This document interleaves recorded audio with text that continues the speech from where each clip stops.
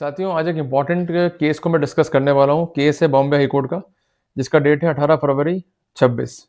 इसमें क्या-क्या तर्क रहे regarding the bail. More specifically offence जो है वो चीटिंग का है, गबन का है। धारा 3 सब क्लॉज 5 बीएनएस भी जो है यहाँ पर इम्पोज है। उसके अलावा केस है अबेटमेंट टू कमिट सुसाइड का। धारा 108 भी जो है यहाँ पर एड ऑन हुआ है। बेसिकली फैक्ट्स क्या थे इस मामले के, कि जो अक्यूज्ड हैं वो संपर्क में थे कंसर्न लेडी के हस्बैंड के। इन्होंने जो है उसका मिसयूज़ किया और एक लोन जो है अवेल किया कंसर्न बैंक से। लोन था करीबन 2.5 लाख रुपए का। जो पैसा था वो ले लिया अक्यूज़ पर्सन ने कंसर्न्ड डिकीस्ट से और अल्टीमेटली उसको हैरेस किया और उसने जो है आत्महत्या कर ली। मैं बात कर रहा हूँ डिकीस्ट की। अब जो लोन की लायबिलिटी थी वो हो गई आउटस्टैंडिंग या ओवरड्यू।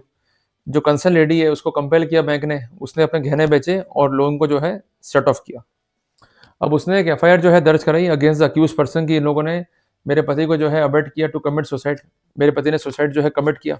इन लोगों ने पैसा जो है हजम कर लिया। इन लोगों ने मेरे पति को जो है चीट किया और मुझको भी जो है चीट किया।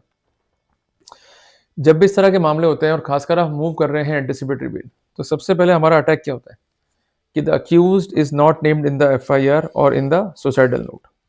यहाँ पर अक्यूज जो है नेम्ड था एफआईआर में, पर उसका नेम नहीं था सुसाइडल नोट में। और जो भी कंसर्न आप पे लगे हैं आरोप, उसमें मेजर आरोप क्या है उसको पहले आप देखिए। यह मेजर आरोप क्या है, धारा 108 बीएनएस का, मीन्स आपने अबेट किया सुसाइड के लिए। क्लियर है। अगर हमने कोर्ट को कन्विंस कर दिया कि we have never abetted to commit suicide, तो वहां पर फायदा मिल सकता है।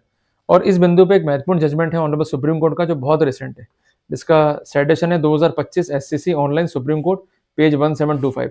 इसमें ऑनरेबल सुप्रीम कोर्ट ने स्पेसिफिक किया है to attract the offence of abetment to commit suicide, it is important to establish a link between instigation and the act of committing of suicide।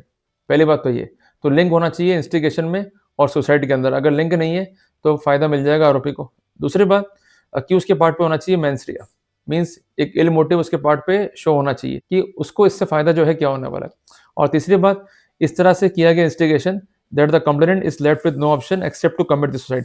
अगर इस तरह के अलामत ये स्थितियां फाइल पे नहीं होंगी तो वहां पर हम बेनिफिट जो है ले पाएंगे। तो ये तीनों ही एलिमेंट यहाँ पर मिसिंग थे। तो प्राइम अटैक यही था कंसर्न अक्यूज का। उसका कहना यह था कि को अक्यूज को जो है बेल मिल चुका है। ऑन रूल ऑफ पैरिटी मुझे भी जो है बेल मिलना चाहिए।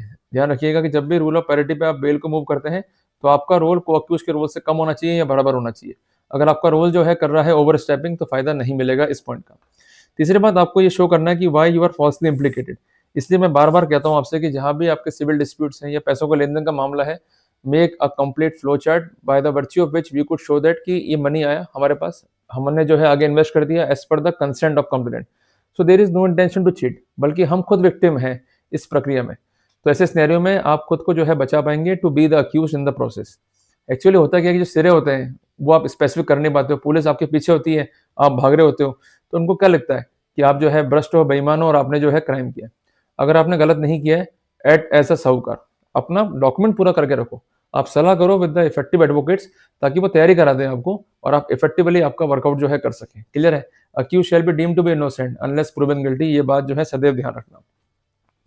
और इसके अलावा अगर आपका रोल जो है स्पेसिफिक नहीं है, एलिगेशन जो है जनरल है, ओमिनिबस है, we could have the benefit. तो अगर आपने ये पॉइंट्स जो है फॉलो कर लिए तो काफी आसान रहेगा आपके लिए to argue on the dominant side concerning your bail plea. तो कुल मिलाकर के हम ये बात नटशल में कह सकते हैं कि अगर बात चीटिंग के अपराध की है, गबन की बात इन्वॉल्व हो रही है किसी मामले में, तो आपको ये शो करना है कि you are not having any intention to deceive, क्योंकि डिसीव जो है इंपॉर्टेंट एलिमेंट है। और डिसीव जो है वो होना चाहिए फ्रॉम द इंसेप्शन। अगर आपने इंसेप्शन पे ही कोई गलत प्रॉमिस नहीं किया है, आपने कोई फेक डॉक्यूमेंट जो है तैयार नहीं किए हैं, आपने कभी भी जो है इंड्यूस नहीं करा कंसेंट परिवादी को, जिसके कॉन्सिक्वेंस में वो डिसीव नहीं हुआ है, जिसके कॉन्सिक्वेंस में उसने कोई मनी या प्रॉपर्टी जो है पार्ट विद नहीं करी है, तो ऐसे सिनेरियो में ये नहीं कहा जा सकता कि आपकी इंटेंशन थी to cheat. Mere civil disputes या पैसों के लेन देन का मामला है, इस तरह के जो मामले हैं ये सिविल डिस्प्यूट्स है। तो किसी भी रूप में जो ये एफआईआर है रिगार्डिंग चीटिंग एंड गबन जो है उसको दर्ज नहीं कर सकते। वहाँ रेमेडी क्या है परिवादी के पास में, to avail the civil remedy.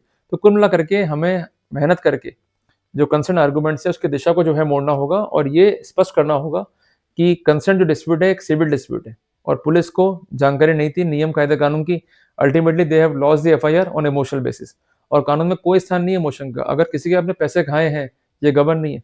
उसको ये शो करना होगा कि आपने डिसीव करके पैसे लिए, उसको आपने खा लिया। अगर डिसीव का एलिमेंट नहीं है तो केस नहीं चलेगा। इसके अलावा जो आपका ओवर एक्ट है वो भी स्पष्ट करता है कि क्या कंटेंट रहा है केस में आपका।